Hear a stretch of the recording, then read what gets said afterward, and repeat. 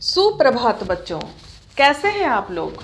आशा है आप लोग अच्छे होंगे और अच्छी तरह से अपनी पढ़ाई पर ध्यान दे रहे होंगे। बच्चों, आज मैं कक्षा 10 हिंदी ए से एक नया पाठ प्रस्तुत कर रही हूँ जो NCERT पाठ्यक्रम से है और जो आपके गद्य खंड से लिया गया है।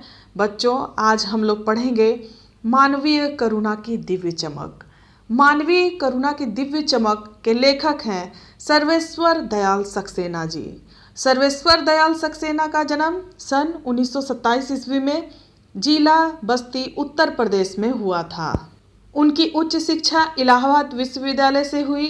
वे अध्यापक, आकाशवाणी में सहायक प्रोड्यूसर, दिनमान में उप संपादक और पराग के संपादक रहे। सन 1983 में उनका आकस्मिक निधन हो गया। तो बच्चों, आइए पढ़ते हैं मानवीय करुणा की दिव्य चमक। जैसा कि बच्चों इसके शीर्षक से ही पता चलता है कि मानवीय करुणा की दिव्य चमक अर्थात करुणा अर्थात दया की जो दिव्य चमक है, उदारता की जो दिव्य चमक है, वो कौन है? वो है फादर वुल्के। और किस प्रकार से वो दया और करुणा के सागर थे और लोग उनकी छत्र छाया में अपने आप को सुरक्षित महसूस करते थे और हर व्यक्ति के लिए उनके अंदर दया थी। वो इतने महान व्यक्ति थे, इतने दयालु व्यक्ति थे, हमेशा वो दूसरों की मदद करते थे। और आइए बच्चों, अब पढ़ते हैं इस पाठ को। इस पाठ का पाठ करते हैं हम लोग। फादर को जहरबाद से नहीं मरना चाहिए था, जिसकी रगों में दूसरों के लिए मिठास भरे अमृत के अतिरिक्त और कुछ नहीं था, उसके लिए इस जहर का विधान क्यों हो? यह सवाल किस ईश्वर से पूछे? प्रभु की आस्था ही जिसका अस्तित्व था। बच्चों, फादर को जहरवाद से नहीं मरना चाहिए था, अर्थात फादर वुल्के को उनके अंतिम समय में फादर वुल्के को एक बीमारी होती है जो कि चर्म रोग होता है, स्किन प्रॉब्लम होता है उनको, और उनके जीवन में ये रोग उन्हें बहुत ही ज़्यादा परेशान करता है। लेकिन जो दूसरों के लिए इतनी करुणा, ममता इत्यादि दिखाते हैं, वो इस प्रकार के रोग से किस प्रकार से ग्रसित हो सकते हैं? जो कि ईश्वर को इतना मानते थे, वो ईश्वर को बहुत मानते थे, प्रभु के ऊपर उनकी आस्था भी थी, परंतु उन्हें इस प्रकार का कष्ट किस प्रकार सहना पड़ा? ये बहुत ही विचित्र सी बात है। यह सवाल किस ईश्वर से पूछे? प्रभु की आस्था ही जिसका अस्तित्व था, वह देह की इस यातना की परीक्षा उम्र की आखिरी देहरी पर क्यों दे? एक लंबी पादरी के सफ़ेद चोंगे से ढकी आकृति, सामने है गोरा रंग, सफ़ेद झाई मारती भूरी दाढ़ी, नीली आंखें, बाहें खोल गले लगाने को आतुर। इतनी ममता, इतना अपनत्व इस साधु में अपने हर एक प्रियजन के लिए उमड़ता रहता था। मैं 35 साल से इसका साक्षी था, तब भी जब वह इलाहाबाद में थे और तब भी जब वह दिल्ली आते थे। आज उन बाहों का दबाव मैं अपनी छाती पर महसूस करता हूँ।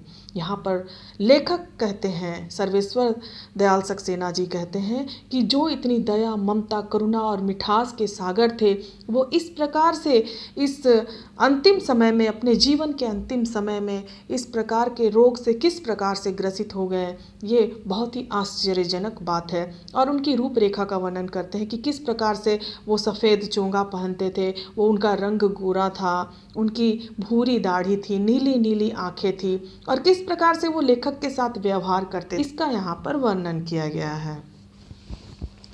फादर को याद करना एक उदास शांत संगीत को सुनने जैसा है।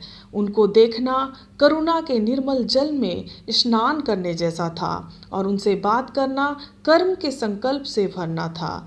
मुझे परिमल के वो दिन याद आते हैं जब हम सब एक पारिवारिक रिश्ते में बंधे जैसे थे, जिसके बड़े फादर वुल्के थे।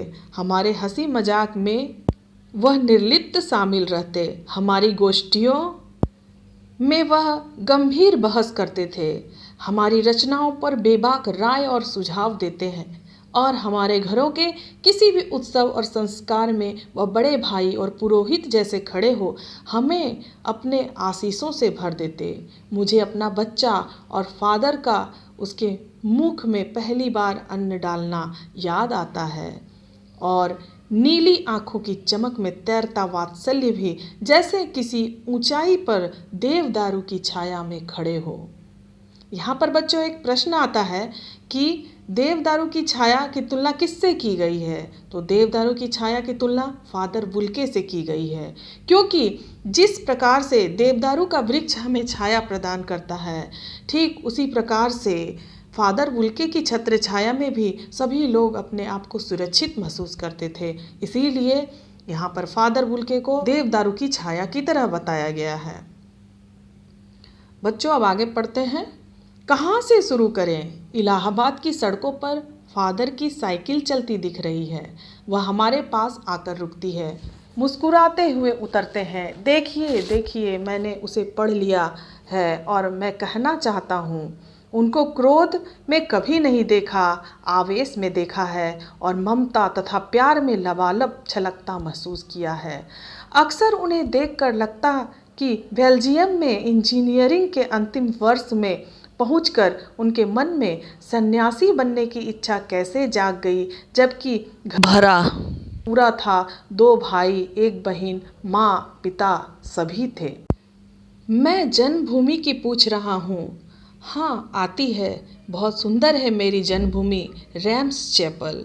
घर में किसी की याद, माँ की याद आती है, बहुत याद आती है। फिर अक्सर माँ की स्मृति में डूब जाते देखा। उनकी माँ की चिट्ठियाँ अक्सर उनके पास आती थी। अपने अभिन्न मित्र डॉक्टर रघुवंश को वह उन चिट्ठियों को दिखाते थे। पिता और भाइयों के लिए बहुत लगाव मन में नहीं था। पिता व्यवसायी थे, एक भाई वही पादरी हो गया है, एक भाई काम करता है, उसका परिवार है। बहन सख्त और जिद्दी थी। बहुत देर से उसने शादी की। फादर को एकाध बार उसकी शादी की चिंता व्यक्त करते उन दिनों देखा था। भारत में जाने के बाद 2 या 3 बार अपने परिवार से मिलने भारत से बेल्जियम गए थे। लेकिन मैं तो सन्यासी हूँ, आप सब छोड़कर क्यों चले आए? प्रभु की इच्छा थी। वह बालकों की सी सरलता से मुस्कुरा कर कहते थे। माँ ने बचपन में ही घोषित कर दिया था कि लड़का हाथ से गया। और सचमुच इंजीनियरिंग के अंतिम वर्ष की पढ़ाई छोड़ फादर बुल्के सन्यासी होने जब धर्मगुरु के पास गए और कहा कि मैं सन्यास लेना चाहता हूँ, तथा एक शर्त रखी। सन्यास लेते समय सन्यास चाहने वाला शर्त रख सकता है कि मैं भारत जाऊँगा। भारत जाने की बात क्यों उठी नहीं जानता, बस मन में यह था। उनकी शर्त मान ली गई और वह भारत आ गए। पहले जीसेट संघ में 2 साल पादरियों के बीच धर्माचार की पढ़ाई की, फिर 9-10 वर्ष दार्जिलिंग में पढ़ते रहे। कलकत्ता से बीए किया और फिर इलाहाबाद से एमए। उन दिनों डॉक्टर धीरेन्द्र वर्मा विभाग के अध्यक्ष थे। शोध प्रबंध प्रयाग विश्वविद्यालय के हिंदी विभाग में रहकर 1950 में पूरा किया। राम कथा, उत्पत्ति और विकास, परिमल में उसके अध्याय पढ़े गए। फादर ने मातरलिंग के प्रसिद्ध नाटक ब्लू बर्ड का रूपांतर भी किया, नीलपंछी के नाम से। बाद में वह सेंट जेवियर्स कॉलेज रांची में हिंदी तथा संस्कृत विभाग के विभागाध्यक्ष हो गए और यहाँ उन्होंने अपना प्रसिद्ध अंग्रेजी हिंदी कोश तैयार किया और बाइबल का अनुवाद भी। और वहीं बीमार पड़े, पटना आए, दिल्ली आए और चले गए। 47 वर्ष देश में रहकर और 73 वर्ष की जिंदगी जीकर फादर बुल्के संकल्प से सन्यासी थे। कभी कभी लगता है वह मन से सन्यासी नहीं थे, रिश्ता बनाते थे तो तोड़ते नहीं थे। 10 साल बाद मिलने के बाद भी उसकी गंध महसूस होती थी। वह जब भी दिल्ली आते जरूर मिलते, खोज कर समय निकाल कर, गर्मी सर्दी बरसात झेल कर मिलते, चाहे 2 मिनट के लिए ही सही। यह कौन सन्यासी करता है? उनकी चिंता हिंदी को राष्ट्रभाषा के रूप में देखने की थी। हर मंच में इसकी तकलीफ बयान करते, इसके लिए अकाट्य तर्क देते। बस इसी एक सवाल पर उन्हें झुंझलाते देखा और हिंदी वालों द्वारा ही हिंदी की उपेक्षा पर दुख करते उन्हें पाया है।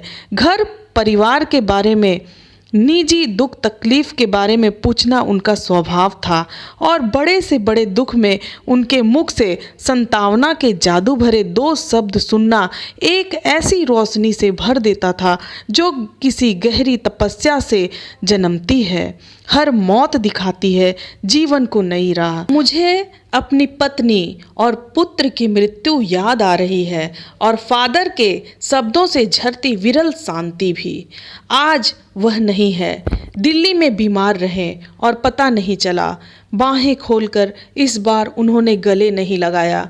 जब देखा तब वे बाहें दोनों हाथों की सूजी उंगलियों को उलझाए ताबूत में जिस्म पर पड़ी। जो शांति बरसती थी वह चेहरे पर थीर थी, तरलता जम गई थी। वह 18 अगस्त 1982 की सुबह 10 बजे का समय था।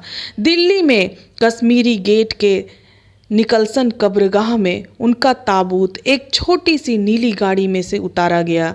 कुछ पादरी, रघुवंश जी का बेटा और उनके परिजन राजेश्वर सिंह उसे उतार रहे थे। फिर उसे उठाकर एक लंबी संकरी उदास पेड़ों की घनी छाह वाली सड़क के कब्रगाह के आखिरी छोर तक ले जाया गया। हाँ, धरती की गोद में सुलाने के लिए कब्र अवाक मुंह खोले लेटी थी। ऊपर करील की घनी छाह थी और चारों ओर कब्रें और तेज धूप में वृंत।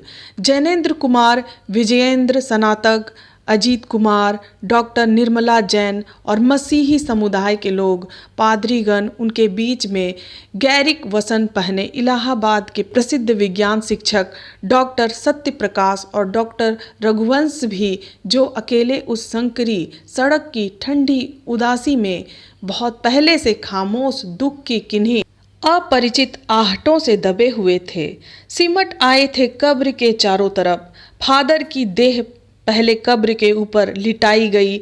मसीही विधि से अंतिम संस्कार हुआ रांची के फादर पास्कल तोयना के द्वारा।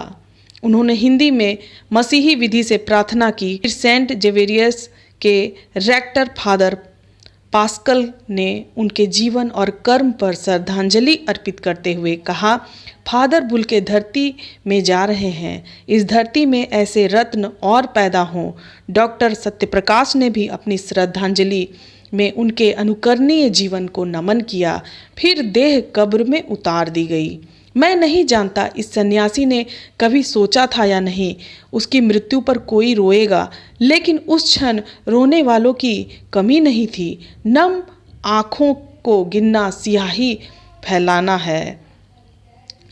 इस तरह हमारे बीच से वह चला गया जो हम में से सबसे अधिक छायादार, फल फूल गंध से भरा और सबसे अलग, सबका होकर सबसे ऊंचाई पर मानवीय करुणा की दिव्य चमक में लहलहाता खड़ा था, जिसकी स्मृति हम सबके मन में, जो उनके निकट थे, किसी यज्ञ की पवित्र आग की आँच की तरह आजीवन बनी रहेगी। मैं उस पवित्र ज्योति की याद में श्रद्धान्वित हूँ। बच्चों, आशा है आप लोग इस पाठ को समझे होंगे। इस पाठ को आप लोग 4 से 5 बार रीडिंग करेंगे। धन्यवाद।